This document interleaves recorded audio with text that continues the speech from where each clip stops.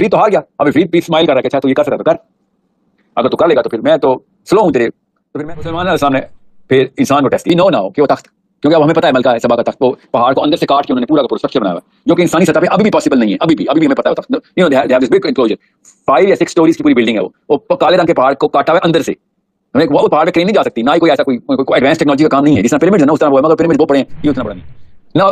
सुलेमान अलैहि ने पूछा है कि कैसे किया, तो इससे मुझे किताब कही, ये तो अल्लाह का मौजूद नहीं था, नाउज़ुबिल्लाह, एक इंसान ने करके दिया, अल्लाह ने नहीं करके दिया, कोई नबी करता है तो अल्लाह का मौजूद होता है, ये इंसान कैसे अल्लाह के मौजूद कर रहा है, इंसान ने बताया है कि इल्म की ट्रैवलिंग सूरह कहफ के अंदर पैर दर पैर चारों चैप्टर्स में कैसे अल्लाह ताला ने एक ही चैप्टर के अंदर चारों कर दिए महफूज, और फिर कर दिया दज्जाल के टाइम के ऊपर आएगी सूरह कहफ काम तुम्हें। अब मैं आपको बताता हूँ, ये जो अभी भाई ने नाम लिया यूसुफ अलैहि का, अभी जो नाम लिया उस स्कॉलर की तफसीर में आप पढ़ लें, मैं और बताऊंगा राजी की तफसीर, इब्न तफसीर ने कसीर में बोलता ना, उसने पढ़ लें आप।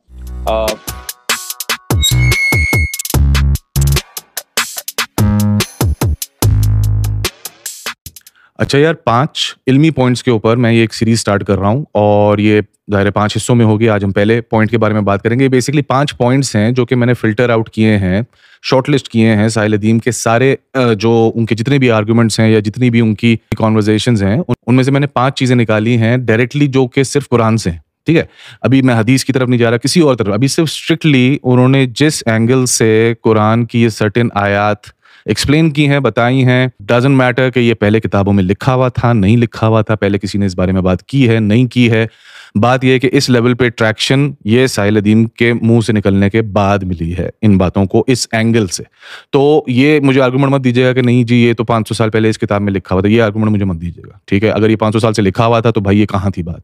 ठीक है, ये एक क्लोज्ड ग्रुप्स के अलावा ये एक आम आवाम के अंदर जिस लेवल पे, सिंपल कंपैरिजन है, जिस लेवल पे आज साहिल अदीम ने इसको फैलाया है लोगों के अंदर, जिस तरीके जो भी उनकी अप्रोच है यूनिवर्सिटीज़ जाके या यूट्यूब पे लोगों को मोबिलाइज करके, जो भी उनकी अप्रोच है, ठीक है ना, तो ये मुझे मत बताइएगा कि भाई किताबों में लिखा हुआ था या किसी ने ये बात की हुई थी, बिल्कुल की हुई होगी, लेकिन उसका असर, उसका इफेक्ट उस लेवल पे नहीं आया अभी तक, जब तक कि इन्होंने अपने मुंह से ये बात नहीं की। इस तरह से हर आदमी, हर इंसान के दिमाग की तारें नहीं हिली। ठीक है, तो इस वजह से ये मैं आर्गुमेंट पहले ही क्लियर कर दूं। अच्छा, ये जो पूरी सीरीज है ये उन लोगों के लिए है जो साहिल अदीम के पीछे पड़े हुए हैं एज ऑफ टुडे, पिछले 1-1.5 हफ्ते से। वैसे देखा जाए तो साहिल अदीम साहब गायब हैं, कोई भी कंक्लूसिव किस्म की उनकी न्यूज़ नहीं है कि वो अरेस्ट हो गए हैं कि नहीं हो गए हैं, कि वो सेफ हैं, वो कहाँ है। बहरहाल वो मंजर आम पे नहीं है। तो बहरहाल ये सीरीज उन लोगों के लिए है जो उनके पीछे पड़े हुए हैं। मैं लोगों के अलग अलग नाम नहीं लूंगा, लेकिन सबको पता है जिनको वो इस वक्त दुख रहे हैं। ये उनके लिए है कि भाई ये कुरान की मैं आयतें निकाल के आपके सामने रख रहा हूँ, ठीक है, जिसके ऊपर साहिल अदीम ने एक सर्टेन एंगल पे बात की है। आप जो है वो इसको किसी भी तरीके से रिफ्यूट कर दें, किसी भी तरीके से इसको आप डिनाई कर दें, बोल दें कि भाई इस एंगल से इस आयत को नहीं देखा जा सकता और इसलिए नहीं देखा जा सकता, तो आपकी बात मान लेंगे और हम भाई साहिल अदीम साहब को उठा के साइड पे फेंक देंगे अगर आपने इसको साबित कर दिया कि ये इस तरीके से बात नहीं की। क्योंकि यहाँ पे भाई देखें, मैं आपको एक बात बड़ी क्लियरली बता दूं, मेरे सब्सक्राइबर्स हों चाहे वो साहिल अदीम के, तो अलग ही लेवल पे सब्सक्राइबर्स हैं, उनके सब्सक्राइबर लोग बेवकूफ, ये लोग स्पेसिफिकली मैं बात कर रहा हूँ, ये बेवकूफ नहीं है, ठीक है ना। ये एक अलग ही पौध है जनरेशन की, ये डिफरेंट जनरेशंस हैं, मिक्स जनरेशंस हैं ये, एंड ये बेवकूफ नहीं है, इनको बेवकूफ नहीं बनाया जा सकता। If there is no sense, ये बेवकूफ नहीं बनने वाले।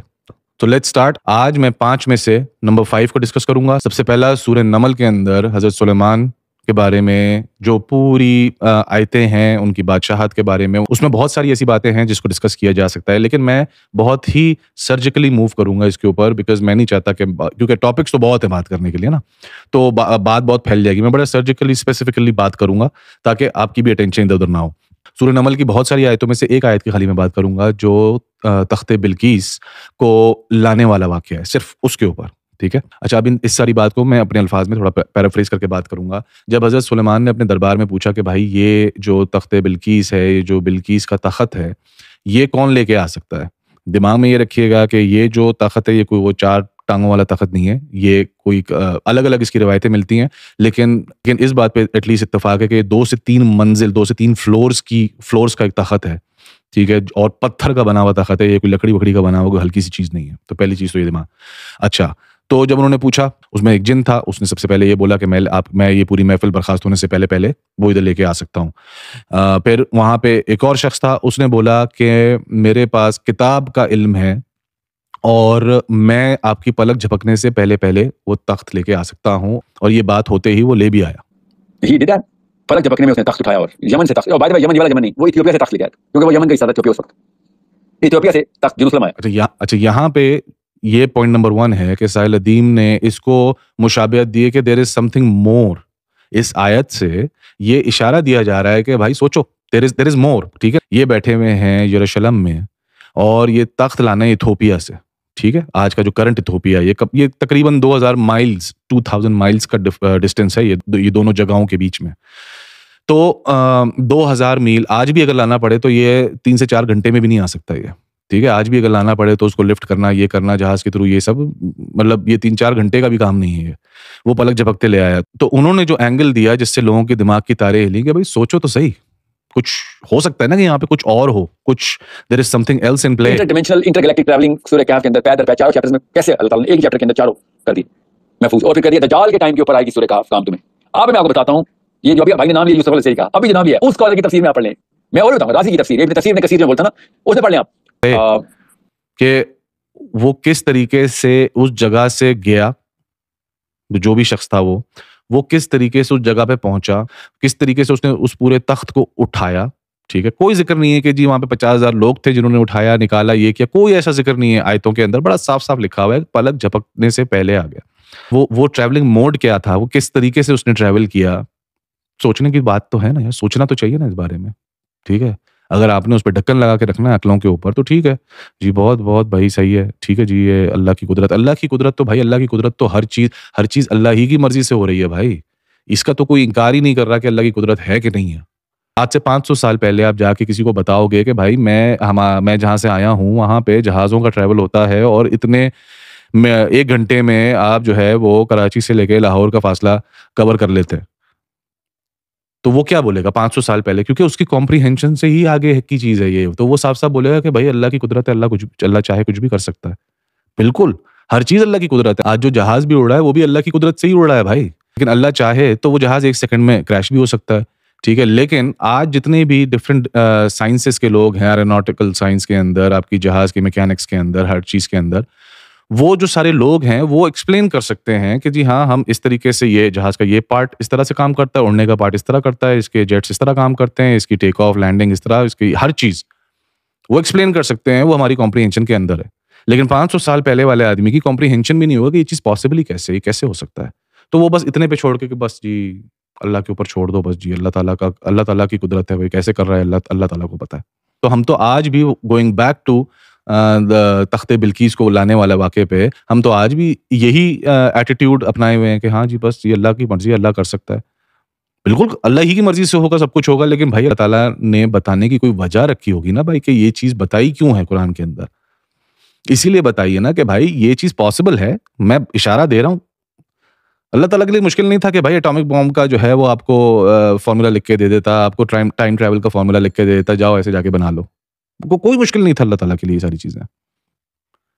लेकिन जो कुरान है, कुरान साइंस की किताब नहीं है और ना ही कुरान साइंस के ऊपर किसी भी तरीके से डिपेंडेंट है। कुरान हर चीज कुरान के ऊपर डिपेंडेंट है, कुरान किसी चीज के ऊपर डिपेंडेंट नहीं है। तो कहने का मकसद ये है, गोइंग बैक टू तख्ते बिल्कीस का वाकया, कि भाई वो ये सारा प्रोसेस जिस तरीके से हुआ है, तो एज अ मुस्लिम हमें सोचना तो चाहिए ना कि यार अच्छा ये एक पॉसिबिलिटी है कि हम हजारों मील का फासला सेकंडों में कैसे कर सकते हैं। देयर इज अ वे, कैसे कर सकते हैं। सारी की सारी जो ये जो पूरी आयत इस एंगल से साहिल अदीम ने पेश की है, अगेन मैं बोल रहा हूँ भाई, पहले भी किसी ने किताब में लिख के चला गया होगा, किसी ने पहले वीडियो में बात कर दी होगी।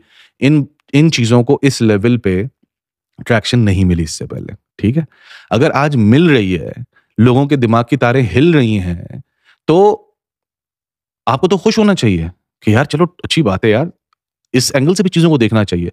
ना वो बंदा कोई फतवा जारी कर रहा है, ना वो इसको कह रहा है कि जी इसको दीन का हिस्सा बना लो। वो सिर्फ सिंपल सी बात कर रहा है कि यार सोच तो लो, सोचो तो सही। जो के हुक्म कुरान के अंदर है कि सोचो तो सही भाई, गौर तो करो आयतों के ऊपर, ये कुरान के अंदर हुक्म है। वो सिर्फ आपको इस चीज के ऊपर पुश कर रहा है कि भाई सोच तो लो यार। ठीक है, हो सकता है कि ये पॉसिबल हो, तो कोई पॉसिबिलिटी ना हो इस चीज की, हो सकता है बस अल्लाह ताला का काम था, हो गया।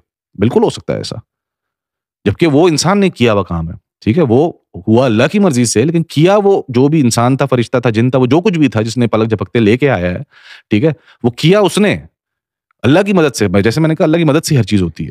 सुलेमान अलैहिस्सलाम ने पूछा है कि कैसे किया, तो इससे मुझे किताब का इल्म है। और ये तो अल्लाह का मौजूदा नहीं था, नाउजुबिल्लाह, एक इंसान ने करके दिया, अल्लाह ने नहीं करके दिया। कोई नबी करता है तो अल्लाह का मौजूदा होता है, इंसान कैसे अल्लाह के मौजूद कर रहा है? इंसान ने बताया कि इल्म के थ्रू किया है।